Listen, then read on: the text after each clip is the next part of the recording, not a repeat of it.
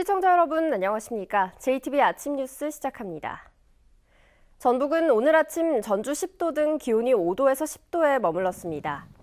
오늘은 대체로 흐린 가운데 오후 한때 5mm 안팎의 비가 내리겠습니다.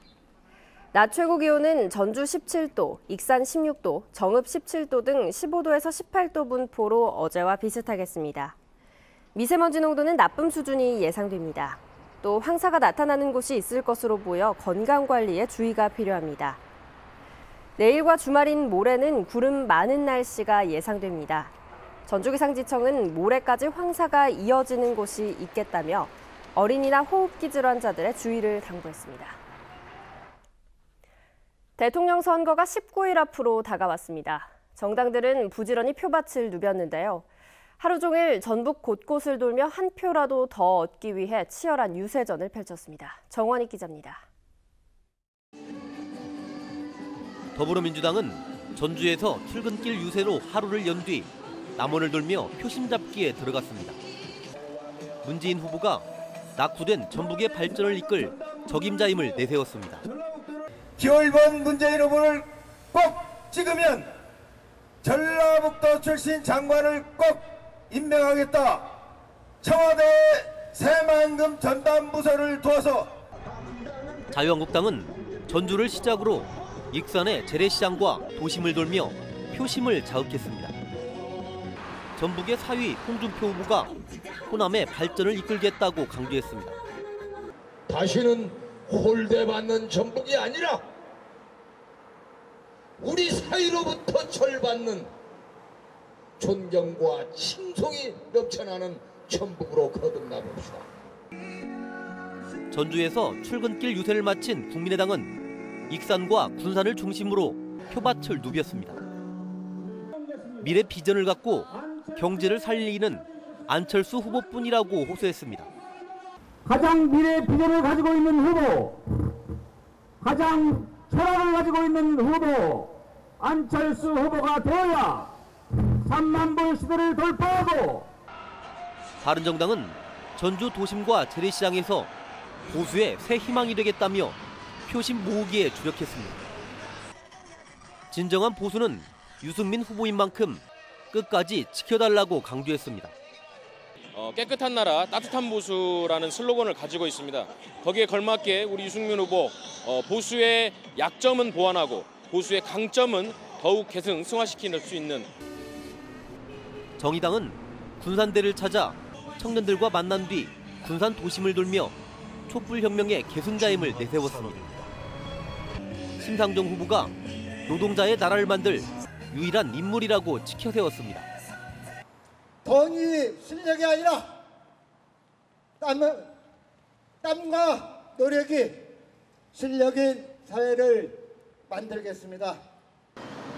대선을 꼭 20일 남겨놓은 가운데 선거 전의 열기가 곳곳에서 갈수록 뜨거워지고 있습니다. JTBC 뉴스 정원익입니다. 선거운동이 본격화하면서 정당들이 앞다퉈 전북 관련 공약을 내놓고 있습니다. 주요 정당 후보들의 전북 관련 공약을 하원호 기자가 정리했습니다. 더불어민주당 문재인 후보의 역점 공약은 전북을 농생명 산업의 수도로 만들겠다는 겁니다. 혁신 도시에서 새만금을 연계한 아시아 스마트 농생명 밸리를 구축할 것입니다. 이 밖에도 농생명을 특화한 제3금융중심지 지정, 탄소산업 집중 육성, 문화와 생태 음식 등 체험 인프라 조성 등을 약속했습니다. 국민의당 안철수 후보도 첨단 농식품 산업 육성을 핵심 공약으로 내세웠습니다. 농식품 생명 산업의 허브를 만드는 것, 그다음에 혁신도시 조성과 관련해서 연금공단이 들어와 있습니다. 이와 관련해서 금융 허브를 만드는 것. 백제 역사문화벨트 조성과 새만금 국제공항 등 SOC 구축, 탄소산업진흥원 설립 등 글로벌 탄소밸리 조성을 제시했습니다. 자유한국당 홍준표 후보는 새만금을 동북아 물류관광단지로 육성하고 탄소 복합소재 클러스터를 조성해 성장 동력을 확보하겠다고 밝혔습니다. 바른정당 유승민 후보는 새만금 특별회계 마련 등 속도감 있는 개발과 국가식품 클러스터 2차 산업단지 조성을 약속했습니다. 정의당 심상정 후보는 로컬푸드 육성 전문기관 설립, 새만금 해수유통과 조력발전소 건립 등 개발 공약보다 지속 가능한 발전에 역점을 뒀습니다. 하지만 심상정 후보를 제외한 대부분의 공약이 전라북도가 추진하거나 요구했던 사업이어서 새로울 게 없고 심 후보의 공약은 대선 공약으로 무게감이 떨어진다는 지적을 받고 있습니다. JTB 뉴스 하원호입니다. 군산시가 소하천 정비 사업을 추진하면서 국가 보조금을 멋대로 사용했다가 감사에 적발됐습니다. 이 같은 사실을 감추기 위해 거짓으로 보고서를 만들어 제출하기도 했습니다. 김진형 기자가 보도합니다. 지난 2011년부터 범람 등 재해에 대비한 정비 사업이 진행된 하천입니다. 정부는 33억 원을 지원했습니다.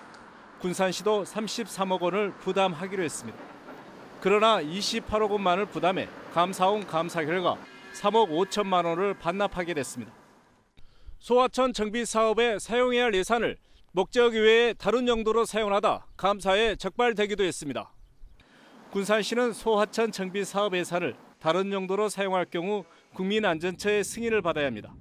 그러나 이 같은 규정을 무시한 채 인근 하천 정비 사업에 8억 9천만 원을 사용했습니다.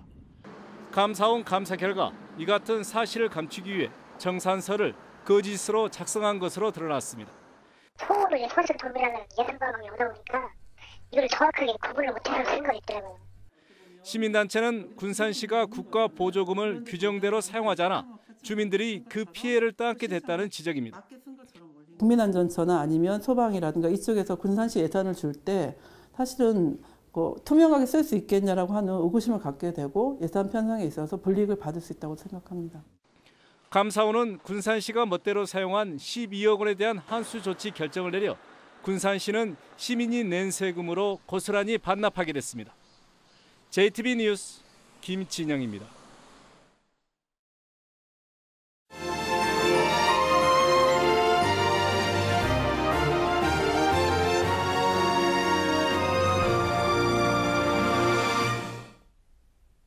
장애인의 날을 앞두고 여전히 차별과 소외 속에 살고 있는 장애인의 모습을 살펴보는 연속기획 순서입니다. 장애인은 대표적인 교통 약자인데요. 이전보다 조금 나아졌다고 하지만 장애인들은 대중교통을 이용하는데 여전히 많은 어려움을 겪고 있습니다. 보도에 송창용 기자입니다. 시내버스 가운데 저상버스는 장애인과 노인 등 교통 약자를 위해 계단을 없앤 버스입니다. 2021년까지 전체 시내버스의 30%를 저상버스로 바꾼다는 계획 아래 지금까지 166대를 도입했습니다. 장애인을 위한 콜택시 또한 142대를 운행하고 있습니다. 정부 계획에 맞춰 순조롭게 확충해 나가고 있습니다. 그렇다면 장애인들은 예전보다 더 편리해졌을까?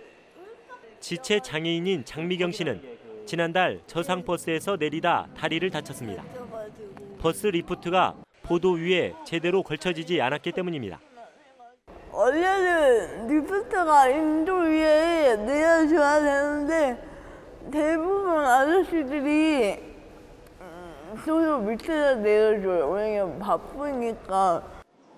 시외버스와 고속버스는 아직도 대부분의 장애인에게 다른 세상 얘기입니다. 계단이 있고 휠체어가 탈 수 있는 공간이 없기 때문입니다.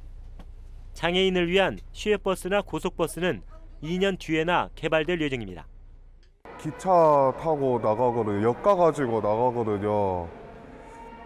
근데 아직까지는 터미널로 가서 제가 이동해 본 적이 없어요.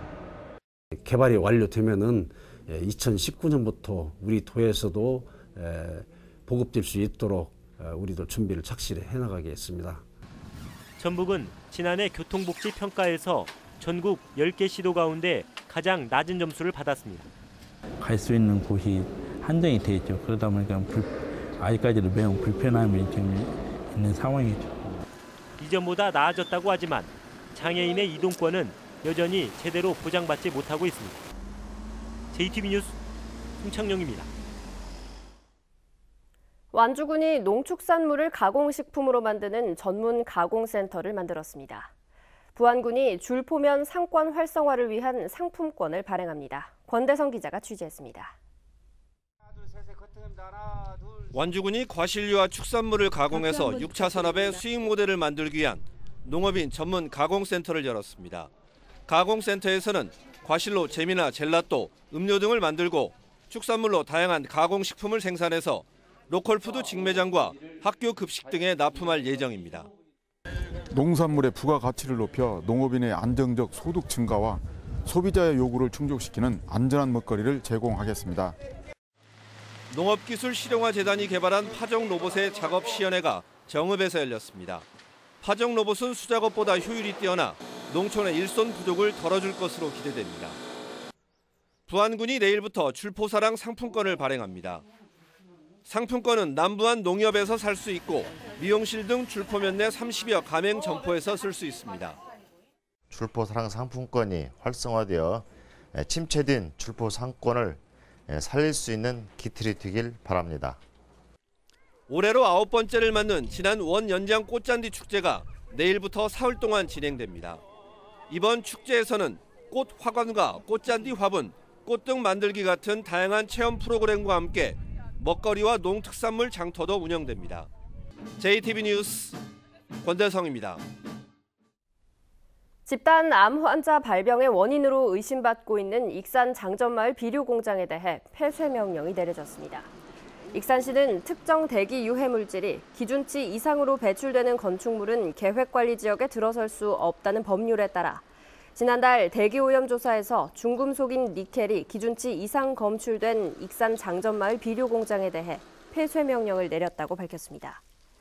그러나 비료 공장 측은 익산시가 지난달 내린 조업정지 명령에 대해 불복하며 행정소송을 제기해 이번 폐쇄 명령에 대해서도 크게 반발할 것으로 보입니다.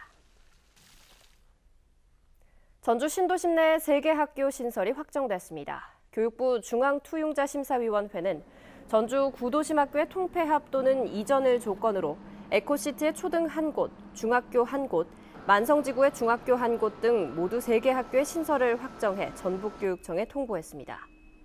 군산 지곡동의 은파중학교 신설안은 부적정 의견으로 반려해 학교 설립이 무산됐습니다.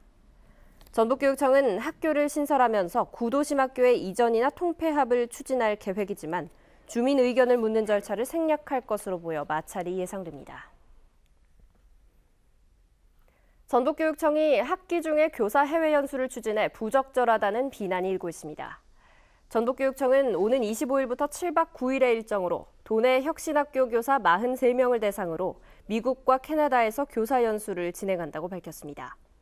이들은 미국과 캐나다의 혁신학교를 방문해 수업 혁신 사례를 참관하고 지역사회와 연계한 교육활동 등을 수집합니다. 하지만 교육시민단체들은 해마다 학기 중 교사 해외 연수가 이루어지면서 수업 결손 우려가 높지만 전혀 개선되지 않고 있다며 방학 중 연수로 전환해야 한다고 주장했습니다. 어제 오후 7시 반쯤 완주군 이서면에 있는 주택에서 불이 났습니다. 불은 30분 만에 꺼졌지만 집주인 57살 김모 씨가 숨진 채 발견됐습니다. 경찰과 소방당국은 거실에서 불길이 시작된 것으로 보고 정확한 화재 원인을 조사하고 있습니다.